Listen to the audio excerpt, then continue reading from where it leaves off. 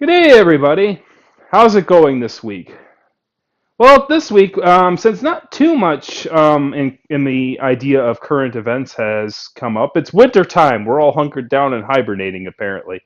Other than FurCon is going on this weekend. Further confusion in the West, along with other conventions. Now is a good time, I think, to bring up a particular topic of interest that occurred during the Midwest Fur Fest, and that my friends, has to deal with the lines. So this one provided by the Amiibo, used with permission. Thank you, by the way, for allowing me to use this image.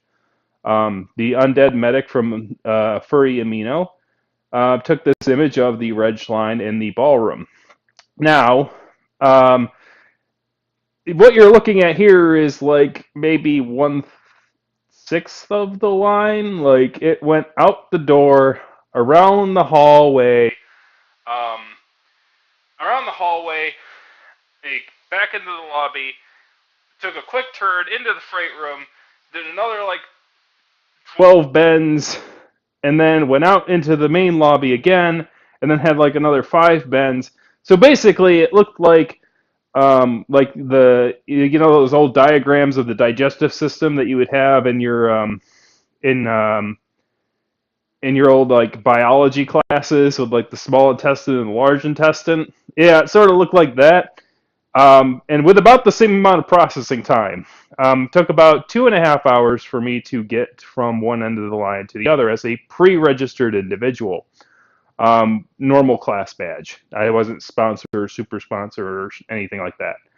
Um, so, so that was the thing. Now, obviously, furries are kind of being introduced to the whole large line thing. It's not really um, something that's too new to the convention scene, as Anime Central, which takes place in the same convention building, is at 30,000 attendees, and also has this sort of long lines to do things, as was reported. Um, and there's also another conventions, the large ones you may have heard of, may or may not have heard of, like Comic Con, who in 2014 had over 100,000 or closer to the 130,000 attendee range. So the idea here is that lines are getting pretty big. So the idea is like, well, you got to come up with solutions to these problems. So one of the first solutions that came up on the Twitter space was the idea of mailing badges, right? Basically, a person would sign up at the website. They would take an option to mail the badge, probably pay shipping and handling, and then the badge would be sent to their door, and they would just bring the badge with them without having to go through processing at the convention itself. That was like one of the first ideas that was brought out in the Twitterverse.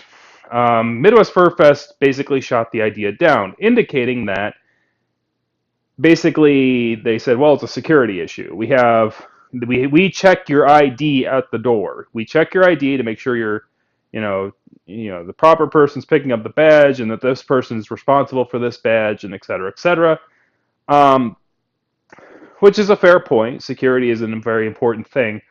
But I will note that when I mentioned Anime Central earlier, Anime Central, which is run out of the exact same building, so it is basically abhorrent to the same bylaws and same other restrictions that Midwest Fur Fest would have.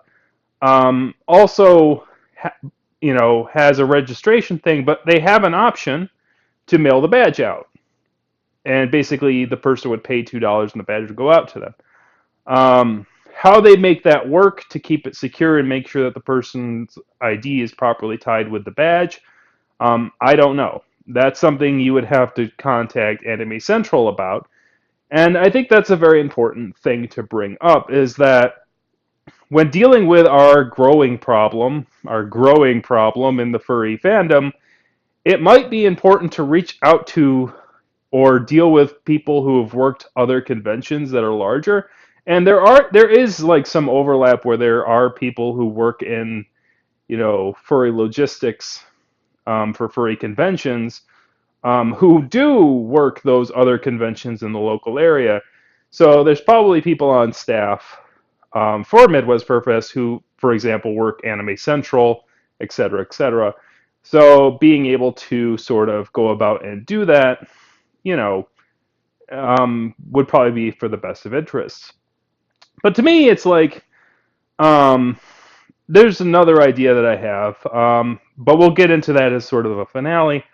Um, Obviously, the best thing that you can do that wouldn't require any implementation by staff is to volunteer. It was known in 2017 that Midwest Fur Fest had this issue where um, basically they were trying to implement into a cloud-based solution for storing registrations and getting registrations going by quicker. They were going to utilize a cloud-based solution.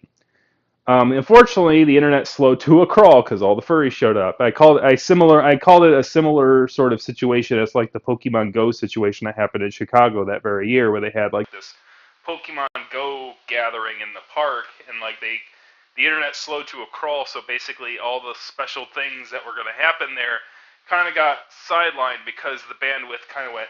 The tubes are not big enough. You dumped this truck of Pokemon on us in the tubes.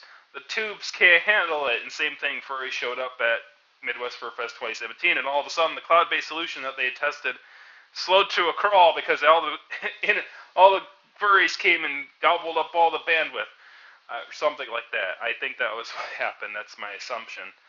Um, but because they had to do things the old-fashioned way, it slowed things down. The line started to the line was actually in the hotel in 2017 in the Hyatt. And so like the line really went back around to the ballrooms, wrapped back around, and the hotel's probably like, thank God they moved that to the Rosemont Center in 2018, where they had more room to do that, because yeah, the hotel would have been like, there wouldn't have been any room in the hotel for a line as large as it got this last year.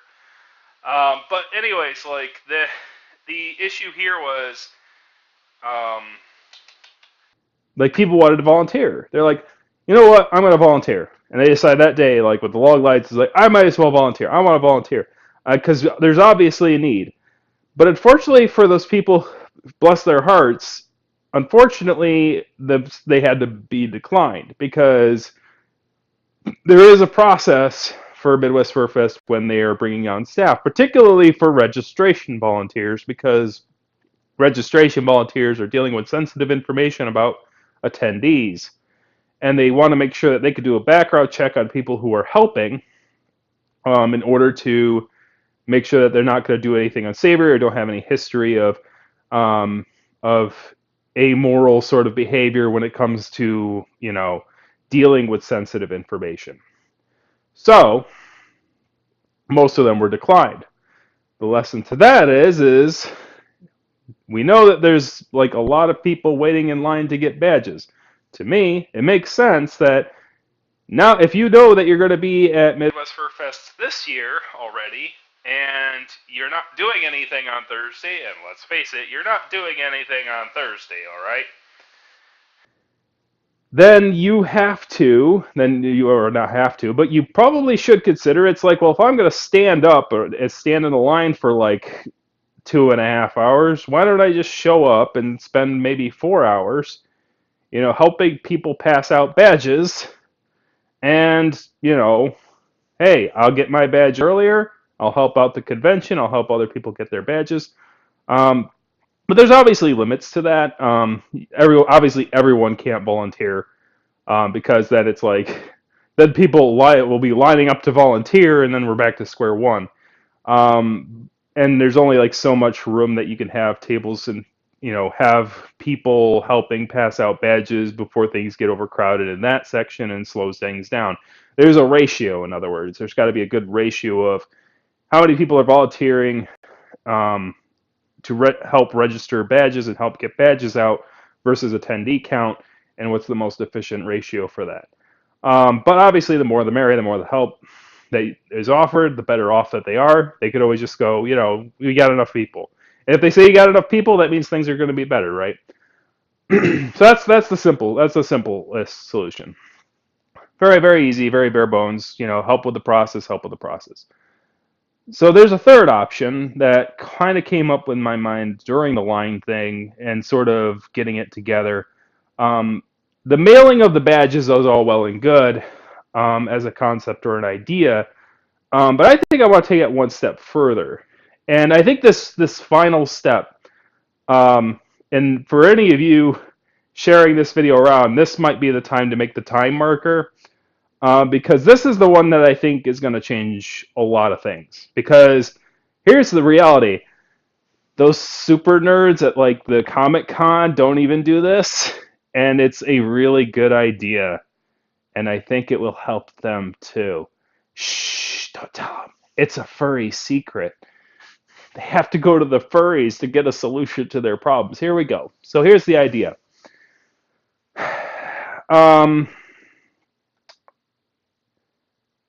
You know how you say, well, we're going to mail the badges out?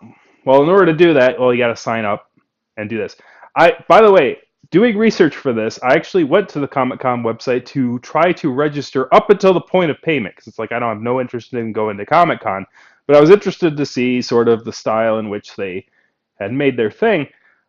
Basically, you have to sign into a account, and then you use that account to register when registration's open, because Comic-Con's a very much larger organization, so they have like multiple little conventions all over the place. So basically you sign up for a main account with them, and then through that main account you can go to this registration page, which has the options of which conventions you could sign up for. Going into an individual sign-up page, though, what I do realize is it's still very much the old-fashioned way. You sign up for the thing, you can either pay to be mailed to you, etc., etc. But the idea that I had was not there, which if the largest conventions, in nerddom aren't doing it, I don't think anyone's doing it. So it's very important. Now that I've built up all the hype, let's talk about what it is. And simply, it's called a subscription. Now, y'all kids might call it a Patreon or things like that, but I'm calling it, back in my day, it's called a subscription. Like if you like a magazine, you're going to subscribe to that magazine, and it comes in your mail, and they take the money out of your account automatically. What I'm saying is that conventions have become somewhat of a tradition to a lot of people. Some people are going to go, yeah, I'm going to that convention every year, right? That is, like, every time a new year comes around, I'm going to take time off of work for this convention. That's going to happen every year because it's a tradition. People have made it part of their yearly cycle, okay? The problem is that we don't have the idea of a subscription implemented into the system yet. So that means if you want to partake in that yearly tradition, you have to go through a yearly tradition. As in, when are they going to open up for badges? Okay, let me get ready. Okay, register. Oh yeah, I got to remember to register for this upcoming convention. I got to remember to write down, take the 5 minutes, update all my information on the website every single year until the end of time, and do that. And this comes into the play with the whole identification thing. It's like, we hand this ID to them to tie it with a badge for 1 year. And we have to do that every single year.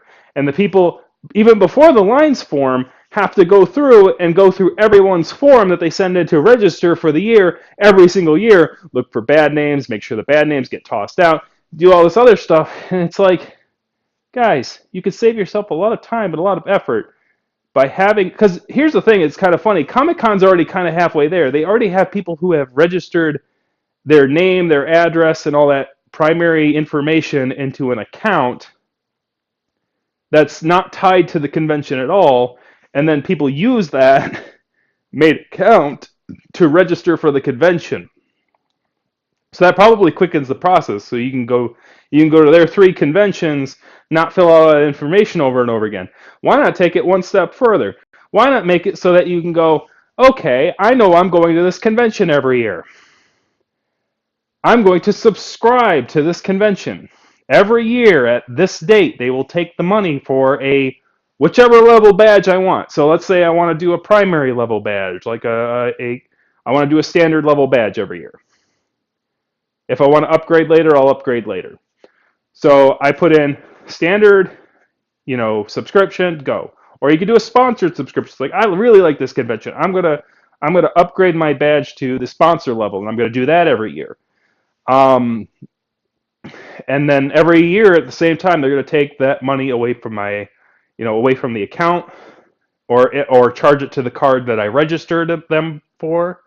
Um, those kind of things. And you'd have to treat it just like any other standard subscription. Like any, you'd have to kind of converse with people who maintain subscriptions like magazines and newspapers, and how they implement those kind of systems. Or it's like updating credit card information and things like that. It's like, oh well, the credit card you put in was now expired, please update it. Things like that. Having those sort of automated systems in place. As I said, it's not going to be easy peasy. There's going to be limitation issues. But the benefits to this are extremely grand. Because, for one, every person who subscribes to your convention is a number that is a foot in the door. It's a number that you can use to go to the people you're working with logistically and go, hey, we have this many people subscribed who are going to show up at the door no matter what every year. Or at least they will make every attempt to do so. So, we should at least prepare for this, and then prepare for the people who register at the door, etc. Even better, it helps with the security thing, because if you really, really, really want to have someone show their primary identification to a person behind a desk, to tie that badge with a person, you could always have the subscriptions only be able to be done at the convention itself, and then showing the person your primary ID, and then having it tied to things. But instead of showing it to them once in the year and then just having it count for the year and having to do that again year after year after year after year, all of a sudden, you show it to them once, they register as a subscriber, and they don't have to be shown at all during the whole thing. In fact, this helps security because you can use it as leverage. What do you mean by that? Well, if somebody is acting a fool and does something stupid, and gets their badge revoked for the year and gets their butt kicked out, the convention can go, well, sir, you're no longer allowed to subscribe to us. Sorry, but if you break the rules and you have to have your badge revoked and suspended, and you get your membership in bad standing and suspended, then that means you got to go through the line every year. Okay? That's quite a thing to lose. It's like basically the person who's subscribing is saving themselves time because they don't have to stand in line. They get the badge mailed to them in the mail every year. All of a sudden, it's like if they don't be on their best behavior and they don't follow the convention rules, and they get in bad standing with the convention, all of a sudden they got to get punished because they got to go back in the line. So that's a way you can use it as a security deterrent.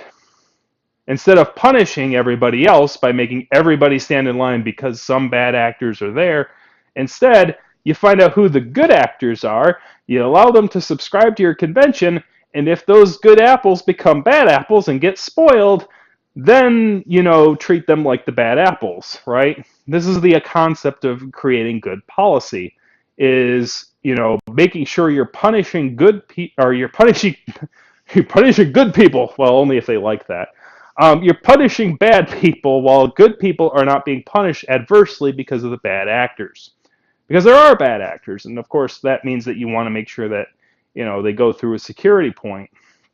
But if there's people who are notoriously not nefarious, then they should be able to utilize new ways in order to try and make things easier on everyone else, and make things easier on the staff, make things easier on everyone else.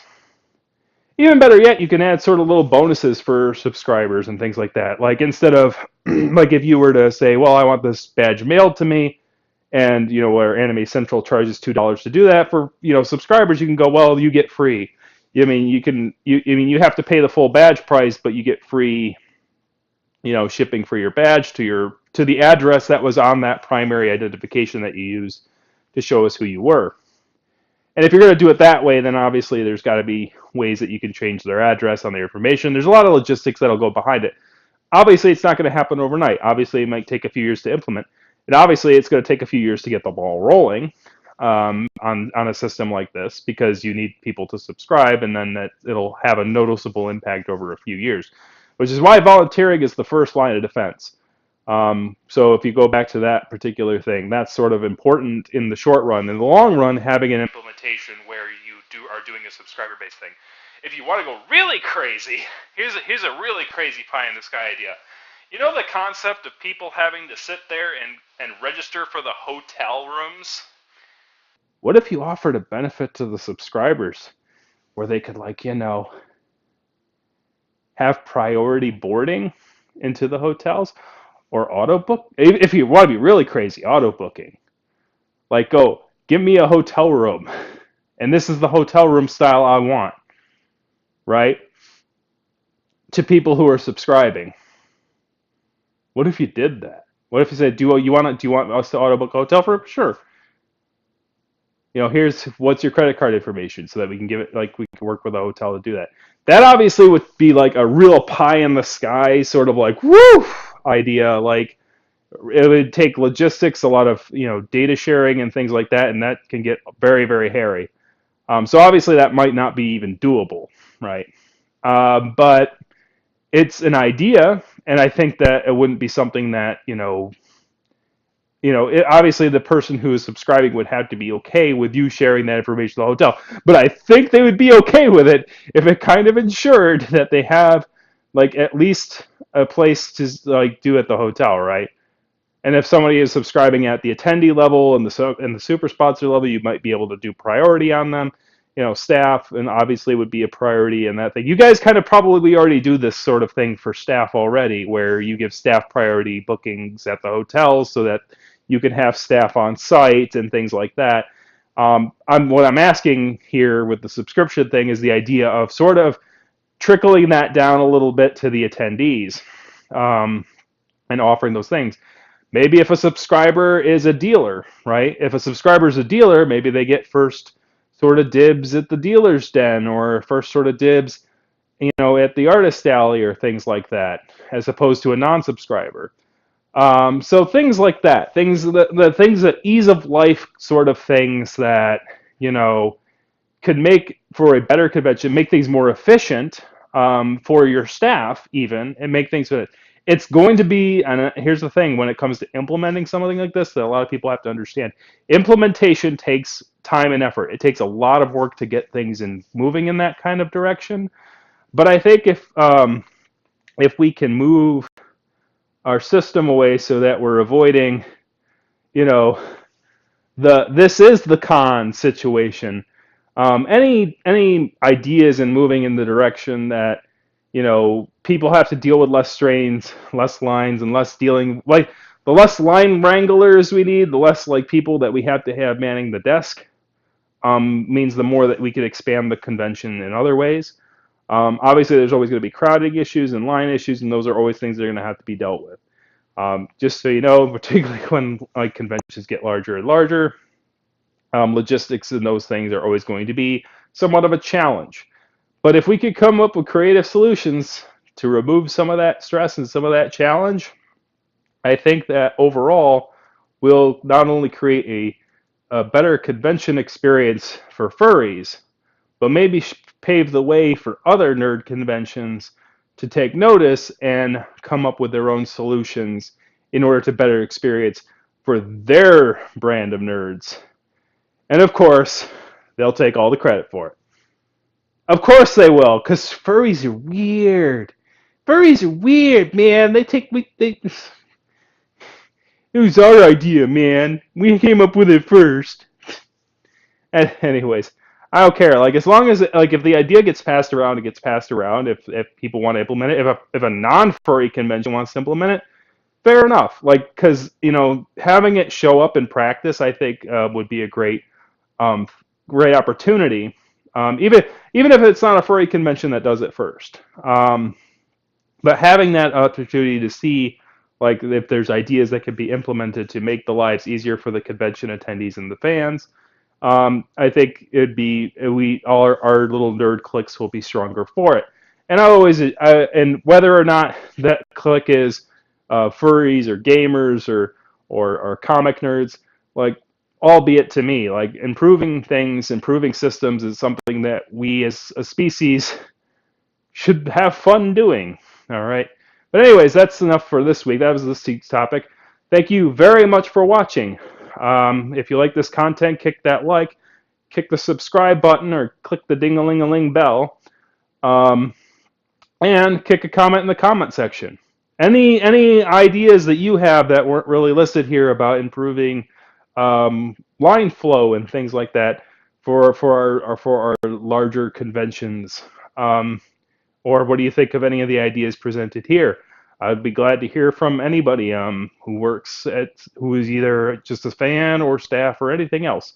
But anyways, hopefully we'll continue to have. Um, I'll see you guys next week. Thank you very much.